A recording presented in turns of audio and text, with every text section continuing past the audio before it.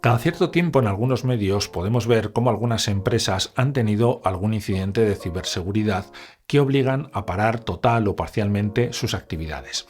Las causas pueden ser muy distintas, que pueden ir desde la infección por código malicioso, comprometer un equipo o simplemente no llevar a cabo ninguna medida de control de accesos a los equipos que están en sus instalaciones.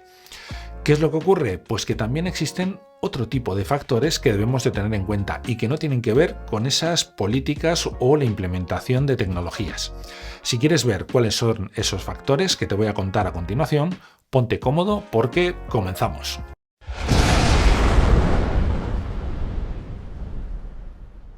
Los sistemas de control y automatización industrial, como pueden ser los PLCs, que ya hemos hablado de ellos, son el alma mater, son la esencia de cualquier infraestructura, maquinaria o instalación que podemos encontrar en una fábrica, en una zona de planta. Lo que ocurre es que este tipo de entornos son muy heterogéneos y por lo tanto la variedad de maquinaria que nos podemos encontrar es muy amplia. Nada tiene que ver una empresa que fabrica, por ejemplo, combustibles del sector oil and gas a otra del sector de la automoción, y también una del sector de la automoción no tiene nada que ver con otra del sector de la alimentación o incluso la industria manufacturera. Es decir, la industria manufacturera también se puede subdividir en diferentes sectores, porque no es lo mismo la fabricación de estructuras metálicas, componentes o también productos químicos, plásticos, cauchos y así un sinfín de ejemplos. Lo que queremos decir es que los sectores o los diferentes entornos que nos vamos a encontrar son muy heterogéneos y por lo tanto la maquinaria, como decimos, puede ser muy diversa.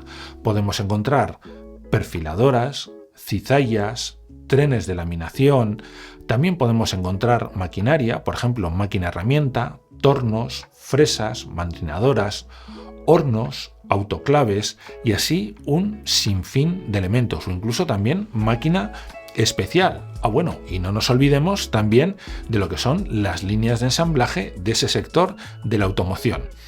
¿Qué es lo que ocurre? Que toda esta maquinaria es muy especializada, es decir, está diseñada, pensada para una actividad concreta que está asociada con el proceso industrial y está a su vez en la actividad de fabricación o en la actividad industrial de un cliente final. ¿Qué es lo que ocurre? Estos clientes finales no tienen la capacidad, el conocimiento para fabricar toda esa maquinaria que ellos mismos necesitan para llevar a cabo dicha actividad industrial. ¿Y qué es lo que hacen? Lo contratan a terceros, es decir, a ingenierías e integradores, o muchas veces, como viene referenciado en algunas literaturas, a terceras partes.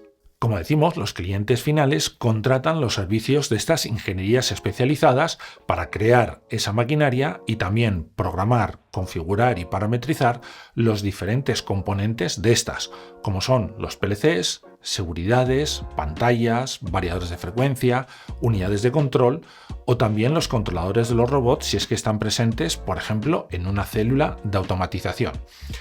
¿Qué es lo que ocurre? Forman parte estos proveedores de esa actividad que nosotros vamos a llevar a cabo y por lo tanto juegan un papel esencial también en las políticas de ciberseguridad. Como decimos, esos clientes finales contratan los servicios de estas ingenierías especializadas y para ello lo que hacen es definir una serie de especificaciones que debe de tener esa máquina y que viene de la mano de los departamentos de ingeniería. El proveedor realiza ese diseño, define qué PLCs va a tener, variadores de frecuencia, pantalla, robots si los tuviese, etcétera, etcétera, y hace el diseño. El montaje lo hace en sus instalaciones, pero cuando ya está la máquina construida hay que llevarla a las instalaciones del cliente y allí se hace lo que conocemos como la puesta en marcha y también una serie de pruebas como son las pruebas SAT. Y aquí es donde viene o entra en juego esos factores que debemos de tener en cuenta, que no son uno sino que son varios. Y la primera pregunta que debemos hacernos es ¿cómo va a trabajar nuestro proveedor? Pues bien, nuestro proveedor va a trabajar con equipos informáticos que tienen el software de programación que necesitan, de diseño o cualquier otra herramienta para hacer, como decimos, esos ajustes en casa del cliente. Y claro, surge una pregunta. Los clientes finales no saben ni el nivel de actualización que tienen esos equipos, de si tienen o no un software de protección, de seguridad, a qué redes se han conectado, si se han conectado también dispositivos USB y de qué procedencia, los permisos que puedan tener los usuarios, todo el software o las herramientas que puedan estar allí instaladas pero que son necesarias para el proveedor. Es decir, hay un desconocimiento del estado de esos equipos y que el problema existe cuando ese proveedor se va a conectar a la red de la máquina. Pero además se agrava si esa máquina a su vez ya está conectada a la red de planta de sus clientes y ahí puede llegar a tener o no, depende, acceso o visibilidad a otra máquina que pueda estar instalada o conectada a la misma red de planta donde él está haciendo ese conjunto de intervenciones. Es decir, los equipos informáticos utilizados por nuestros proveedores deben de reunir unos mínimos, pero claro, nosotros desconocemos si los cumplen o no los cumplen. Pero también existe una contradicción, porque les debemos dejar utilizar esos equipos para hacer el trabajo que nosotros les hemos pedido que hagan.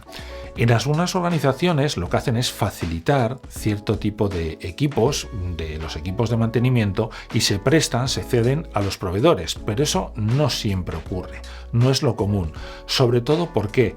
Porque todo el software de programación que se utiliza para programar PLCs, pantallas, variadores de frecuencia, tiene un coste y no precisamente es barato.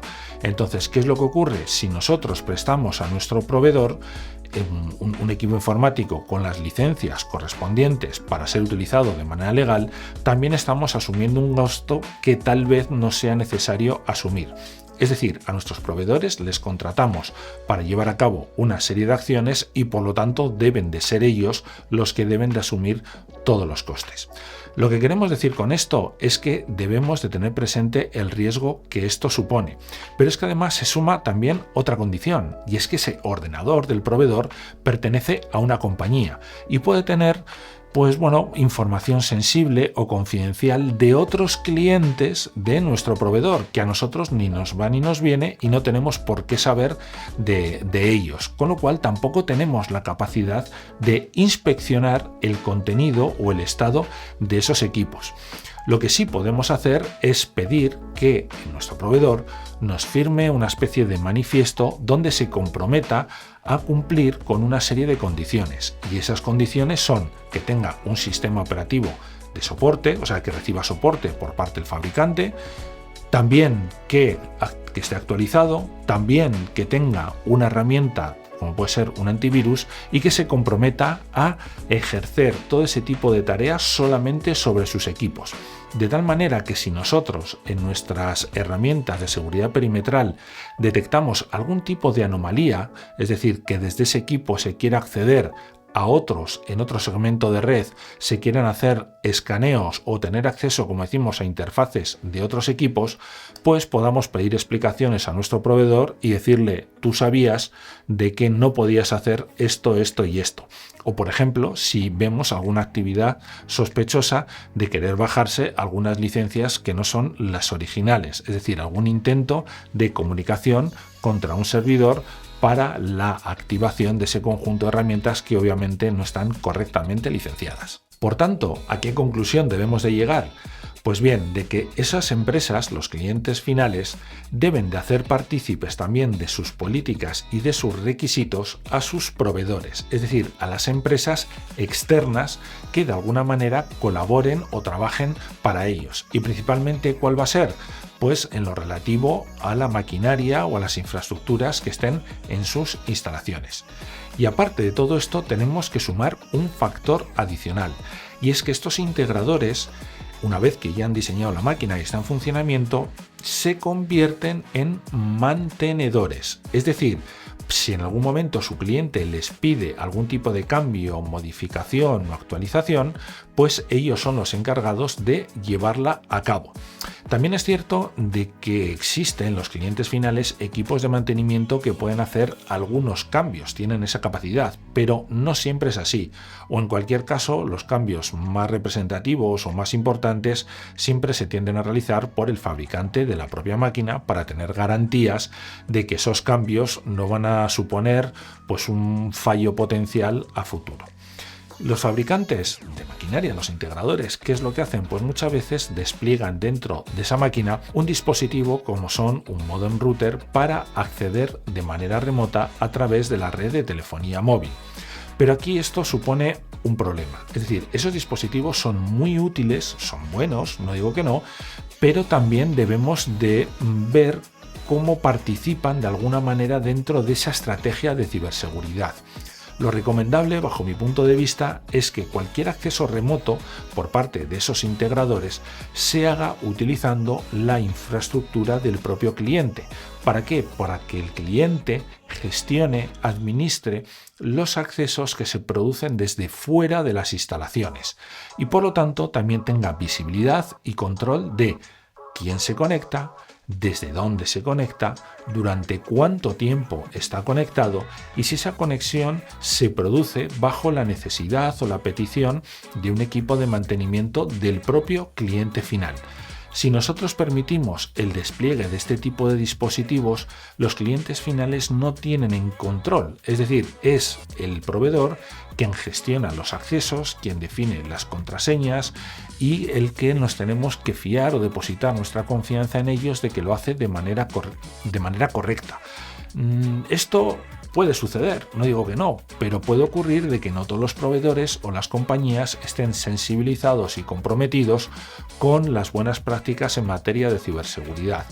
Con lo cual, no solamente tenemos que tener presente o tener en cuenta los equipos informáticos o los recursos que los proveedores pueden utilizar, sino luego también pensar a futuro, cuando esa máquina esté desplegada, cómo se van a recibir todo ese tipo de soporte a futuro. Por lo tanto, son muchas las razones por las que tenemos que tener en cuenta y hacer partícipe a los proveedores de productos o de servicios de todo ese conjunto de medidas de ciberseguridad, porque en algún momento tal vez pueden ser la causa, el origen de un incidente para esas empresas finales. ¿Y qué podemos hacer con todo esto? Pues sin duda alguna implementar lo que es la seguridad por el diseño. Es decir, cuando se define cómo se va a construir o el diseño de una máquina por parte del departamento de ingeniería de una compañía, se deben de tener en cuenta todo un conjunto de medidas y requisitos de ciberseguridad para la construcción de esa máquina y se deben de listar y facilitar a los proveedores para informarles antes que nada de qué deberán de cumplir. Es decir, de que sus componentes deben estar inventariados, deben de facilitar esa información a los clientes finales. Definir también la arquitectura de conexionado de la máquina y de cómo la máquina se conecta a la red de planta. También cómo se va a hacer la puesta en marcha, con qué recursos. Y si no podemos conocer el estado de esos equipos, pedirles una serie de requisitos y la firma de algún manifiesto donde ellos se comprometan a cumplir con aquello que nosotros le hemos pedido.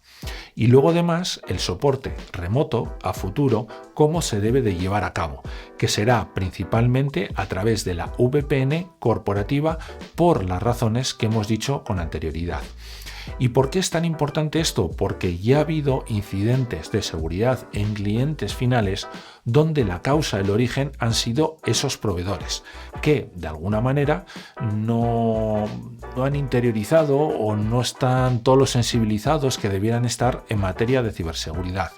Aparte también porque desde un punto de vista de un atacante, quizás si mi foco está en llegar a una empresa conocida, es decir, a un cliente final, y no puedo acceder de manera remota, quizás sí que lo puedo hacer a través de alguno de esos proveedores que prestan algún tipo de servicio. Es decir, puedo utilizar a un proveedor como puente para llegar a la empresa que yo realmente quiero llegar para modificar algún componente, tener acceso a alguna infraestructura y llevar a cabo acciones a futuro.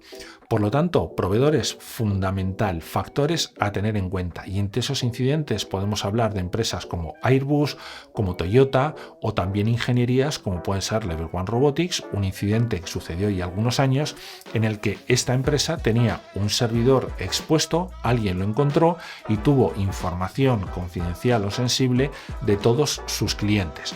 Y también, como decía antes, utilizar a esos proveedores como vía de acceso a empresas finales. Dicho esto, poco más que añadir por el vídeo del día de hoy, solamente que tengas en cuenta que si te dedicas a la ciberseguridad, no solamente tienes que establecer recomendaciones o implementar seguridad en las empresas de tus clientes, o si trabajas en una empresa final, implementarlas, sino también focalizarte y tener en cuenta a tus proveedores, porque estos pueden ser el inicio de un problema mayor. Así que dicho esto, te espero en el siguiente vídeo. Hasta pronto.